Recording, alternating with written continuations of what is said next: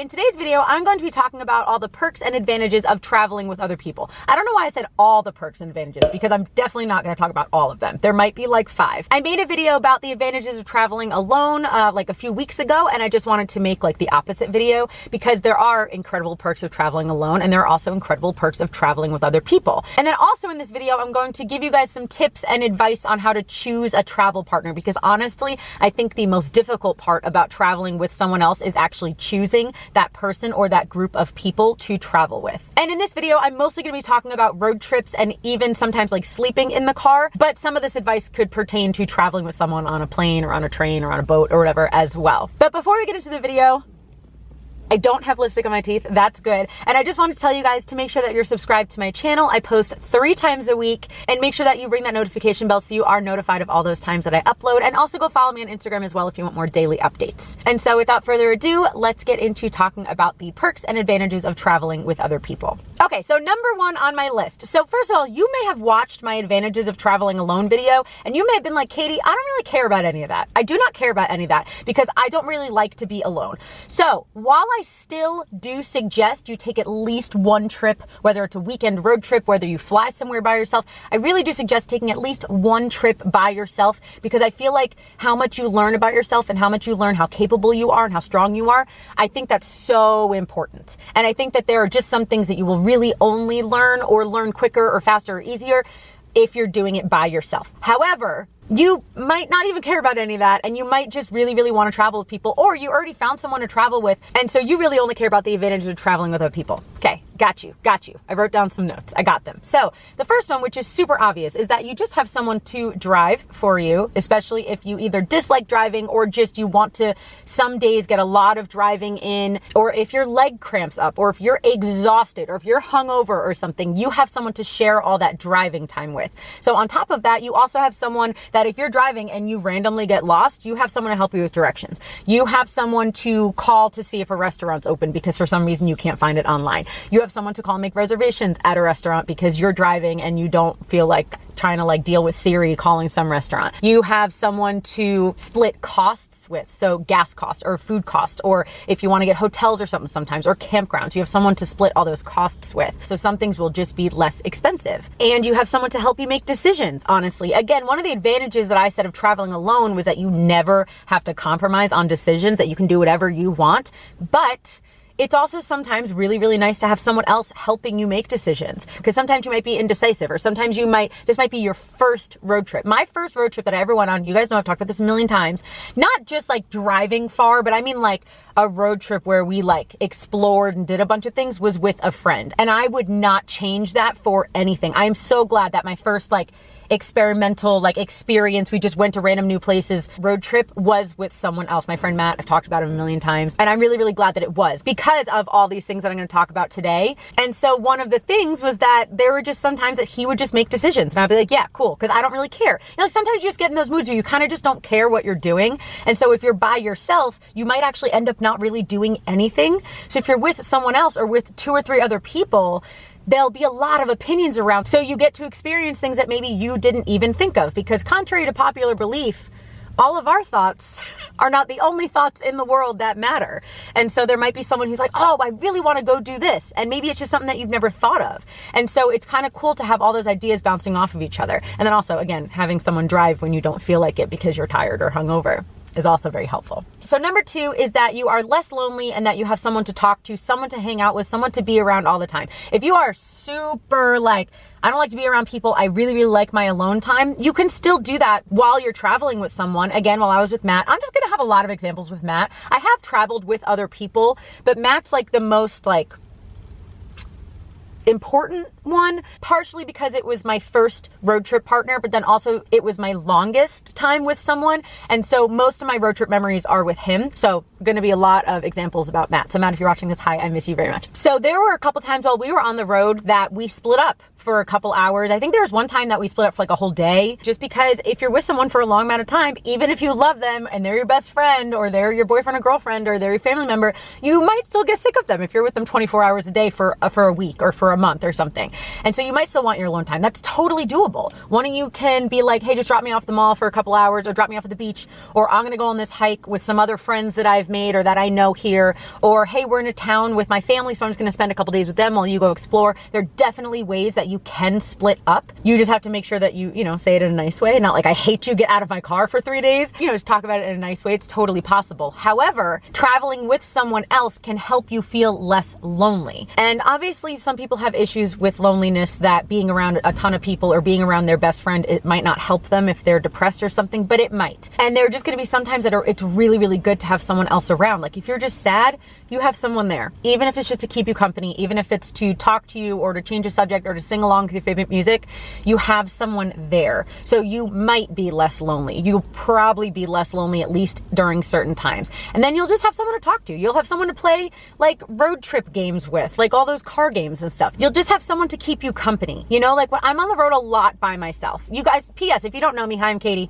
I've been living out of this car for years, and I've been traveling mostly alone throughout America. Like I live in the car so I can just travel a lot, Most of the time I'm by myself. And so I really like to listen to music, because I'll just blast music and I'll sing along to music for hours. But then also there's really just sometimes, you guys know that I can talk and I'm an extrovert. So there's just sometimes that I wish I was around people. But if I'm on an 8-hour drive by myself, and I really want to get somewhere, then that's not an easy option for me. So I'll call my mom, or I'll call my dad, or I'll call one of my friends, but it's usually my mom or my dad. Then I'll just call them and talk to them, because I do get lonely. And so having someone with me in the car, even if it's for a couple hours or a couple days, it's just nice sometimes to have someone just to talk to, just to have your friends around, And so that can be really, really nice. Number 3 is that you can be pushed out of your comfort zone, and then you're more likely to do certain things. So I know I already kind of touched upon this, because all of these things kind of blend together in certain ways. There are times, and I'm going to bring up Matt again. If I went on that first really long road trip, if I did that by myself, which was the plan, Matt, last minute was like,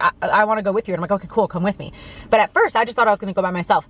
I would not have done 90% of the stuff that Matt and I did, because there were just things that, like I said, you have someone to bounce opinions off of, but you also have someone to push you to do different things. And hopefully, if you're on a road trip, you have that mindset of being open to do things. And I'm not saying every single day go skydiving when you hate heights, but just to be pushed a little bit out of your comfort zone, or a lot out of your comfort zone, and just be ready for those experiences. Because when I was with Matt, we went to a show that I never would have went to if I was by myself, because it was his friend knew someone. We went to Yellowstone for the first time. You guys know how much I love Yellowstone. The first time I went was with Matt, because Matt suggested it. And I'm like, okay, that sounds cool. And I went, and we camped in 30-degree weather with 50-degree sleeping bags. We were freezing. It was super dumb, but we ended up being fine. But it was a little dumb to not be prepared to camp when it was 30 degrees. We did several things that I just never would have done alone. And so not only did he come up with the ideas, but he also helped push me. He was there for me. He supported me. He was on my team. He was always with me, and he helped me. He honestly helped me grow so much. Matt is like the love of my life, in terms of just one of those friends that I'll always have, one of those friends that I'll always appreciate. Because again, not only did he come up with ideas of stuff for us to do, not everything, but some of the big things that we did were his idea, but he also was on my side throughout the whole thing. And so I felt like I could do things a little bit more, because I had someone on my team. I had someone helping me with it, And so it's easier to get out of your comfort zone when someone's on your team. I'm not saying you can't. I get out of my comfort zone all the time by myself, but sometimes it's easier to do it with someone else, especially your first time or your first few times. If you're kind of scared, but you know it's what you really, really want, having someone else there might just be helpful to kind of guide you a little bit, to kind of push you a little bit, to kind of help you a little bit. And so they'll push you out of your comfort zone, which is so important. You guys know I talk about it all the time. Getting out of your comfort zone is the only way that you're going to grow and learn and change. I posted something on Instagram this morning. Let me see what it was. It's a quote from Kobe Bryant, but you never know if he actually said it or someone else said it or someone made it up. It doesn't matter, because the quote's still true, in my opinion. Pain doesn't tell you when you ought to stop. Pain is a little voice. Pain to me, fear, anything like that. Pain is a little voice in your head that tries to hold you back, because it knows if you continue that you will change. And then I added my little because our brains are worried about us surviving, not thriving. So getting out of your comfort zone is so important, because that's when you'll grow and learn and change and become more of yourself. And so again, sometimes having someone help us with that is helpful. Sometimes it is. And then again, with part of number 3, I said you're more likely to do certain things. There might be certain hikes, certain concerts, certain restaurants, certain experiences in general that you do not want to do alone. And you also don't really want to go to, say you're on a road trip for a month around the whole country, right? You might not want to try to meet someone in every single city you go to just to have someone to go to a concert with. I get that. That totally makes sense. Sometimes that's a little difficult. So if you have a friend with you, you might be more likely to do certain things because they're not really things that you would want to do alone, which is totally fine. After traveling alone, you'll kind of get used to doing things alone. I went to a concert the other night 2 hours away from where I'm staying, and I went by myself. I do know someone in the band, so I just kind of got to hang out with him for a few minutes, but I went by myself. Part of me didn't even really want to go. Honestly, because part of me was like, ugh, because your comfort zone wants to make you just stay in one place. But I was like, no, I'm going to go. I know I'll have fun. And I did. It was super fun. But especially if you've never really done that before, those first few times are going to be scary. Going to a restaurant the first time by yourself is going to feel real weird. So that's more of an advantage of traveling alone, to push yourself to do that kind of stuff. But having someone to do that with, to ease you into it just a little bit, to take those first few steps with you. What's a Katie video if I don't run out of space on my camera? That's my new single. Comes out next spring. Okay, so yeah, just being with someone will help you ease out of your comfort zone more. If you're not someone to throw yourself out of your comfort zone and you feel like for you it's best to ease yourself out, totally fine. Being with someone might help you with that, like those first few steps. And then maybe your next trip you can go alone, and then you're like, okay, I feel like I'm ready now because I did all this with someone else and I feel like I'm ready. Okay, so the fourth and the fifth are similar, but very different. So the fourth one is shared experiences, and the fifth one is shared memories. And so obviously having shared experiences with someone, again, all these kind of mix all together, but it's just a different thing. It's a different thing to experience something by yourself than it is to experience something with someone else. It's just different. Do you have a preference? Cool. I don't really have a preference one way or the other. My stomach just growled. Did you hear that? It depends on what it is. So there are certain things that I would love to share with someone, but why I'm saying that this is connected kind of to shared memories is because to me personally, I think one of the most fun reasons to have shared experiences with someone is to have the shared memory with them. I just think that that's a fun thing to have. And so I can literally text Matt at any time and be like, hey, remember this? You're like, oh my gosh, yeah, or even that could be with anything. I'm going out to a bar tonight to see music with one of my friends, and I know that if I went by myself, it would super be fun. I know that it would. I know it would be fun. But in a week from now, I can be like, oh my gosh, remember when we did that? Wasn't that so fun? It's just a different thing. And I don't know if that's I don't know if that seems weird to some of you guys, but I feel like it's just kind of fun to have those experiences. And then you get to have pictures with someone else. Also, you get to have someone to take pictures of you for you, because it's very awkward to take selfies in public when you're by yourself. But just having those shared experiences and then also having those shared memories, again, some things I think are so cool that I've done alone. I just really do. I'm I hate the word proud, but I'm happy and I feel fulfilled that I've done certain things alone, that I have gone to certain national parks by myself, that I've driven this whole country back and forth and zigzagged by myself, that I've moved to new places by myself, that I can go to restaurants by myself and concerts by myself. I'm glad that I've been able to do all of that because I think it helped me grow and learn in a specific way. However, sometimes it's just super fun, super extra fun, and it's going to be a different experience if you experience something with someone else. It just is. And I just think that having the memories and being able to reminisce and having those pictures with people and stuff like that, I think is just fun. I think it's a fun part of being able to travel with people. There's even this one person that I know who, was he in the video? I don't think he was, but I mentioned that when I was in Glacier National Park over the summer, that one of my friends and one of his friends just happened to be in Glacier at the same exact time, which is so weird because I've only even met him a few times and I've never met his friend that he was with, and he lives in Pennsylvania. Glacier National Park's in Montana. That is not close. He does travel a lot, but the only few times that I've ever even met him were when we were traveling. And so sometimes it's just fun to have those memories of oh wow, remember when we went to Glacier, and because he's the same person that I went to Maine with. So it's I went to Maine with you 2 years ago, or 3 years ago or something, a couple years ago. And then I randomly saw you in Glacier and we went on a boat together.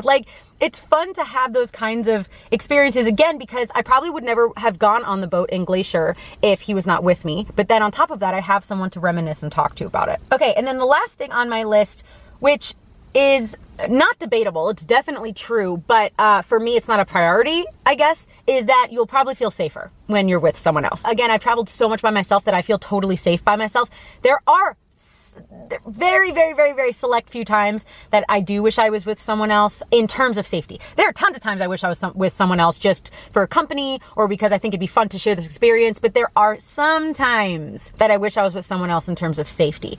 But yeah, if you're staying in the car, if you're sleeping in the car, I'm sure you'll feel safer with someone else. If you're driving in the middle of the night in Nebraska, I'm sure that you'd feel safer with someone else. If your car breaks down, I'm sure that you would feel safer with someone else. And so that really could, especially if it's one of your first road trips, I totally understand if that's almost like I really want to travel and I'm thinking of traveling alone, but I don't know if I'd feel safe. I totally get that. And so traveling with someone else can not only help you see that traveling in general is probably not as scary and dangerous and difficult as you think it is, but it'll help you like have that sense of safety because you're with someone else, so that if something does happen, you have someone to rely on. Okay, so those are some of the advantages of traveling alone. Obviously, there are probably 400 more that I just did not talk about because this video would be 4 hours long and because I just didn't even think about them. But now I just want to get into very quickly, I was going to say very quickly, I don't even know why I ever say very quickly because this video is already 20 minutes long, but I just want to talk a little bit about how to choose someone to travel with, because honestly, I have had really good travel partners and I have had not so good travel partners. And I think there are just some ways to kind of like decide before you leave and kind of like go through that whole vetting process of choosing a travel partner or a couple travel partners. So all of this kind of wraps around the idea that you need to find someone that you mesh with and that you need to find someone that you can compromise with. Because if you hate each other's music, like want to shove pencils in your ears, hate each other's music, that doesn't mean you can't travel with each other. It just means that you have to learn how to compromise. Think if there's any band or any podcast or any audiobooks or anything that is a shared interest, because if you're going to be driving a lot, what you do while you're driving is kind of important. If you are so set on sleeping in the car because you got a big enough car for the both of you, but the person that you're with is like, I'm never going to do that. I want 5-star hotels the whole time.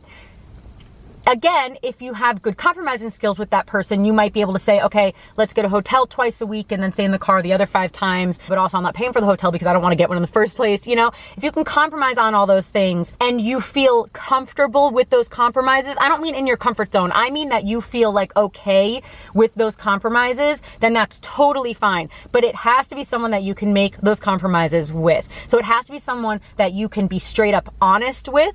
Has to be someone that you are not afraid to like share things with, because you're going to be in very close quarters for a few days or for 6 years. You have to be able and honestly willing for yourself to be open to share. Because if you're mad that this person hasn't showered in 4 days and they don't smell very good, you can't just sit there hoping that they'll take a shower. You got to be like, hey, can we shower today?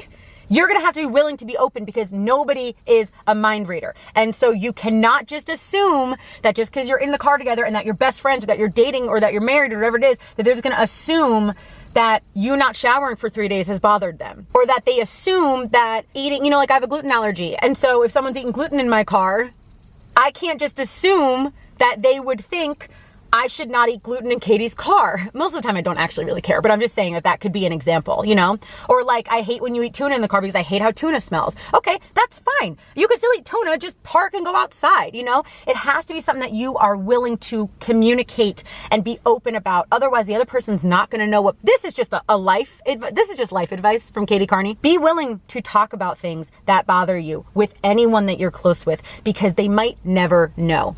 Even if it seems obvious for you, oh my gosh, why would they eat tuna in the car? It smells so bad. Even if that seems obvious to you, they might not see that, because we all have different brains and different thoughts and different ideas and different opinions. And so it's really important to speak up. Not be a jerk about it, but just be like, oh, hey, you know what? I really, really hate the smell of tuna in the car. Can we just like park before you eat tuna? Easy. That's a very easy conversation, because if you chose the right person to travel with, they'd be like, oh yeah, no problem. So hopefully you pick someone that is not necessarily confrontational, but just open with you as well. Because as much as it's important for you to be open and share your thoughts and your opinions and just be able to say what you want, because you don't want to be a pushover if you're going on the road with someone, you don't want to only do what they want. I mean, maybe you do. Maybe you're that kind of person that you just want everyone else to decide. But a lot of us aren't. And so you got to be able to communicate, but you also need to make sure that they are ready and willing and open to communicate with you as well about all of those things, because that's just so important. You do not want to be on the road with someone for 2 weeks and then find out that they hate when you eat tuna in the car.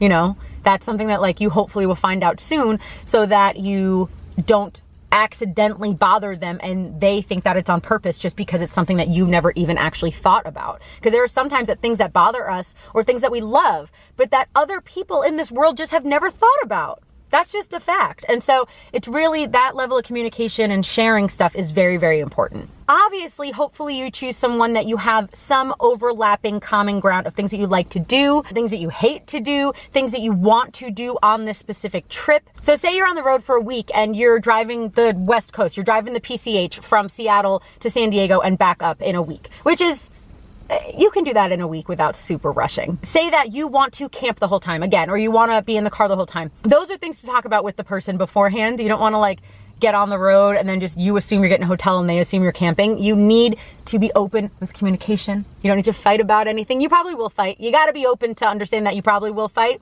but you don't have to turn everything into a fight. It just open communication will almost prevent most fights if you're just open about things. But hopefully you like to do the same things. Hopefully you know that, oh, I really, really want to go ziplining. Cool, me too. I really want to go on the PCH, have the windows down and stop every hour to take pictures. Cool, me too. Hopefully there are some things that line up. Again, probably not everything's going to line up. There are going to have to be some compromises, but hopefully at least some things. Because if you're someone who's like, I just want to drive as quickly as possible to San Diego and then hang out in San Diego the whole time at bars and then drive back up, when the other person's like, no, I want to stop every couple hours. I want to take pictures. I want to try new restaurants. I want to go to the beach. Just your goals of the trip are going to be different and they aren't really going to mesh up. And so if those are straight up your goals, this person just wants to go to San Diego and this person wants to like stop a bunch of times, you might not be the best travel partners, because those things can't really be compromised on unless you are so set on going with that person and you can find a middle ground that you're both okay with. But just do not, it's one of those things like, be open to compromise, but don't be a pushover. Don't compromise everything that you really, really want. If there are things that you want. Again, maybe you're just going on the road because you're like, yeah, I don't even care what we do. I just feel like going on a road trip, then that's great. But if you really have a few set things that you want to get done and the other person's going to prevent you from doing that, they might not be the best travel partner for you on that specific trip at that time. And so I would just recommend before you leave to just kind of think of the things that are super important for you that you want to get done or that you want to experience, that you want to learn, and run them by your travel partner or the couple people that you're thinking of going with. And if they say, yeah, no, that's cool with me. That sounds great. I want to do the same thing. Or that sounds great. Can we also do this? It's so important to have that conversation.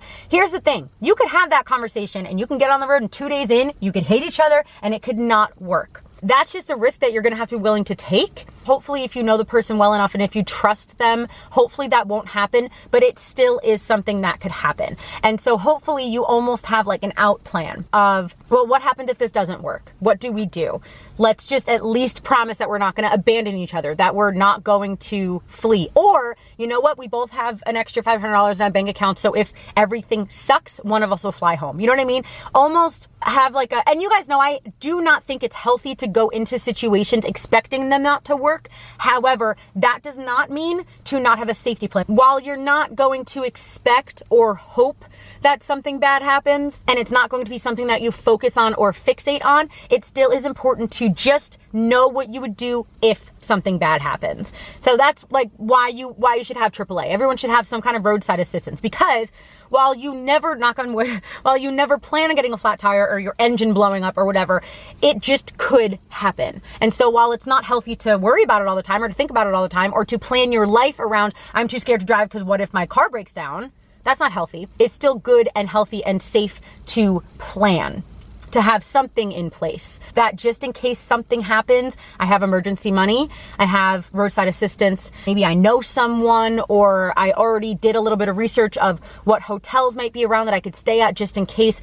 Those kinds of things could be very beneficial because you never know. Again, don't plan on it not working, but just be prepared if it doesn't. And so yeah, that's kind of the overall gist. Obviously, there are tons of smaller things, but I think the overall gist of choosing a travel partner is make sure that it's someone that you can compromise with, that your communication is good, make sure it's someone that you can be open with and that they're willing to be open with you, and make sure that you have some shared desire, or all, that's preferred, shared desire and goals of the trip. And you just really got to be open to it being difficult sometimes, because traveling with someone else is difficult sometimes, especially if you're in a car. And again, just before you leave for the trip, just make sure that you talk to them about your expectations. Make sure that you talk to them about, one of my really good friends lives in this city and I'm gonna go hang out with them that night, so I hope that you're okay spending that night by yourself. Or there might be a couple times if I'm really anxious or something that I might want to be alone for a little while. I'm just telling you now so that it's not sprung on you and you're super surprised. Things like that. It's okay to speak your voice, speak your mind, and speak your expectations,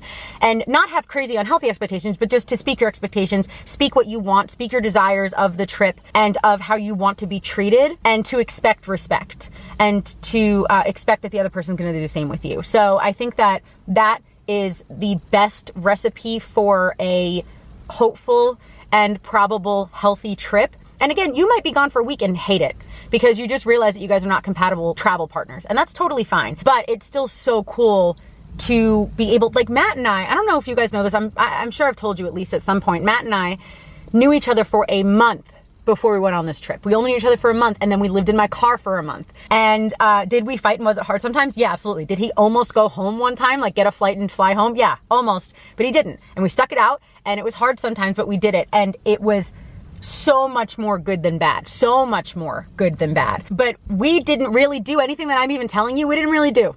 We didn't talk about how to compromise. We didn't do any of that. We just went. This was like 7 years ago, but it was still incredible. And so I'm just saying those few hard parts that we had may have been easier to deal with if we talked about them prior. So you don't, like just get fed up and blow up and whatever. But that might happen anyway because we're just humans. But so hopefully you go into it with an open mind, but also still with like sticking to your guns of what you really, really want, but also be open to compromise.